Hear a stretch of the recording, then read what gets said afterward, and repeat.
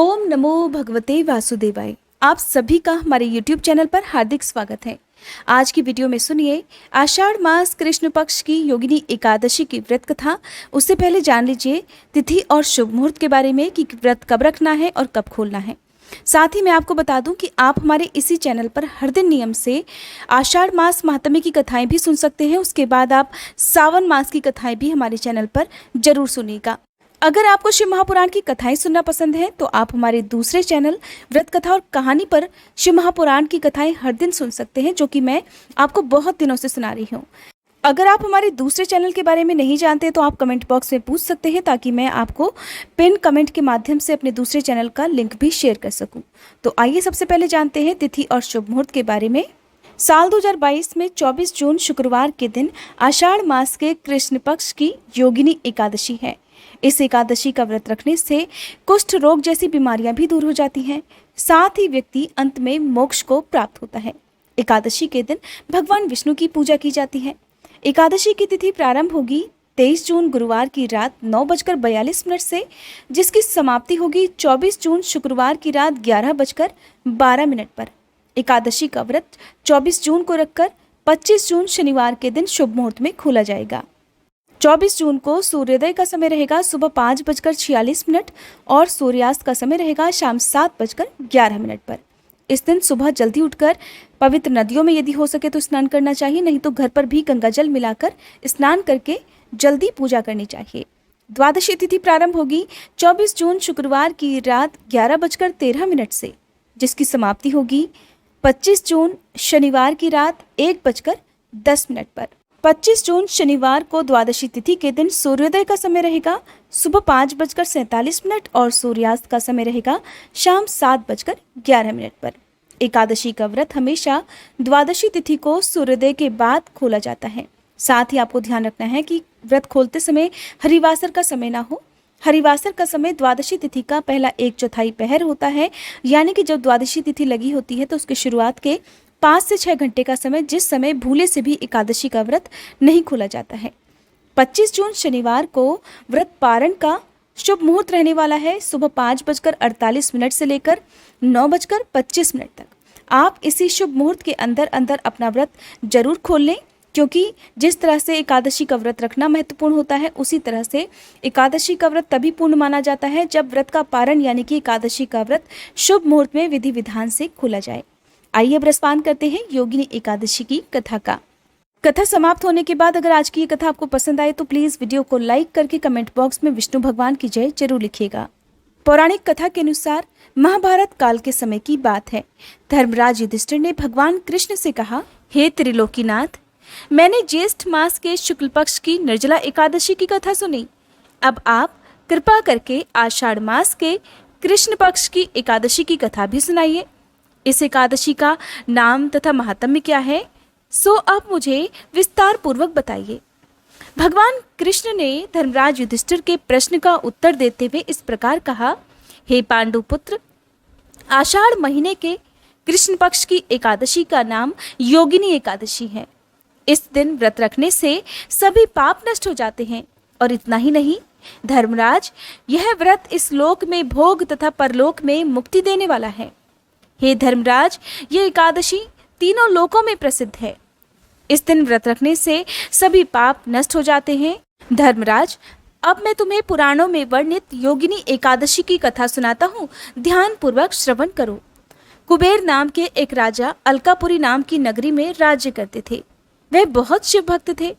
उनका हेममाली नाम का एक यक्ष सेवक था जो पूजा के लिए फूल लाया करता था। हेममाली की विशालाक्षी नाम की अति सुंदर पत्नी थी। एक दिन वह मानसरोवर से पुष्प लेकर आया, किंतु कामासक्त होने के कारण पुष्पों को रखकर अपनी पत्नी के साथ रमण करने लगा।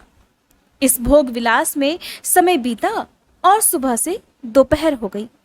उधर हेममाली की राह देखते देखते जब राजा कुबेर को दोपहर हो गई तो उसका क्रोध भी बढ़ गया। उसने अपने सेवकों को आज्ञा दी कि जाकर तुम लोग पता लगाओ कि हेममाली अभी तक पुष्प लेकर क्यों नहीं आया। सेवक पता लगाकर वापस आए और राजा को बताया कि राजन, वह हेममाली तो अपनी पत्नी के साथ रमण कर रहा है। इस बात को सुनकर राजा कुबेर ने हेममाली को बुलाने की आज्ञा दी। डर से कांपता हुआ हेममाली राजा के सामने उपस्थित था। उसे देखकर कुबेर को बहुत क्रोध आया और उसके क्रोध के मारे होठ फड़फड़ाने लगे। क्रोधित हुए राजा ने कहा, अरे अधम, तूने मेरे परम पूजनीय देवों के भी देव भगवान शिव का अपमान किया है। मैं तुझे श्राप देता हूँ कि तू पत्नी के वियोग में तड़पेगा, साथ ही मृत्युलोक में जाकर कोढ़ी का जीवन व्यतीत करेगा। कुबेर के श्राप से वह तत्क्षण स्वर्ग से पृथ्वी लोक पर आ गिरा और कोढ़ी हो गया, साथ ही अपनी पत्नी से भी बिछुड़ गया। मृत्युलोक में आकर उसने अनेक भयंकर कष्ट भोगे, मगर भगवान शिव की कृपा से उसकी बुद्धि मलिन नहीं हुई और उसे अपने पूर्व जन्म की भी सुध रही। अनेक कष्टों को भोगता हुआ तथा अपने पूर्व जन्म के कुकर्मों को याद करता हुआ हेममाली हिमालय पर्वत की ओर चल पड़ा। चलते चलते वह मार्कंडेय ऋषि के आश्रम में जा पहुंचा। वह ऋषि बहुत ही वृद्ध और महान तपस्वी थे। वह दूसरे ब्रह्मा के समान जान पड़ते थे और उनका वह आश्रम ब्रह्मा जी की सभा के समान शोभा दे रहा था। ऋषि को देखकर हेममाली वहां पहुंचा और उन्हें प्रणाम करके उनके चरणों में आ गिरा। हेममाली को दुखी देखकर मार्कंडेय ऋषि ने पूछा, तूने कौन से निकृष्ट कर्म किए हैं जिससे तू कोढ़ी हुआ और ये भयानक कष्ट भोग रहा है? महर्षि की बात सुनकर हेममाली ने अपनी व्यथा महर्षि को बतानी शुरू कर दी और कहने लगा, हे मुनि श्रेष्ठ, मैं राजा कुबेर का अनुचर था। मेरा नाम हेममाली है। मैं रोजाना मानसरोवर से फूल लाकर भगवान शिव की पूजा के समय कुबेर को दिया करता था, मगर एक दिन पत्नी के सुख में फंस जाने की वजह से मुझे समय का ज्ञान ही नहीं रहा और दोपहर तक मैं वह फूल कुबेर तक नहीं पहुंचा पाया। तब राजा कुबेर ने मुझे श्राप दे डाला कि तू अपनी पत्नी का वियोग झेलेगा और मृत्युलोक में जाकर कोढ़ी बनकर दुख भोगेगा। हे महर्षि, इसी वजह से मैं कोढ़ी हो गया हूँ तथा पृथ्वी पर आकर इस भयंकर कष्ट को भोग रहा हूँ। हे मुनिवर, अब आप ही कृपा करके कोई ऐसा उपाय बताइए जिससे मुझे इस रोग से मुक्ति हो सके। मार्कंडेय ऋषि ने हेममाली की दशा देखकर उससे कहा, हे हेममाली, तूने मेरे सम्मुख सत्य वचन कहे हैं, इसलिए मैं तेरे उद्धार के लिए एक व्रत बताता हूँ।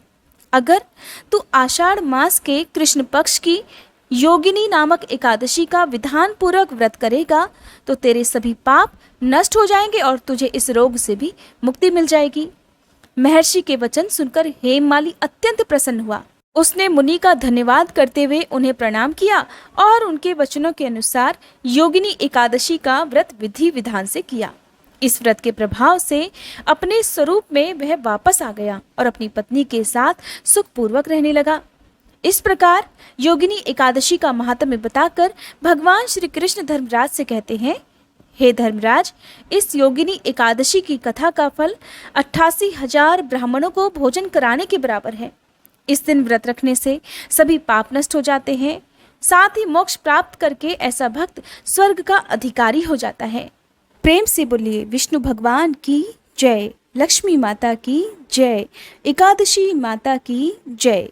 ये थी एकादशी व्रत कथा। उम्मीद करती हूँ ये वीडियो आपको पसंद आई होगी।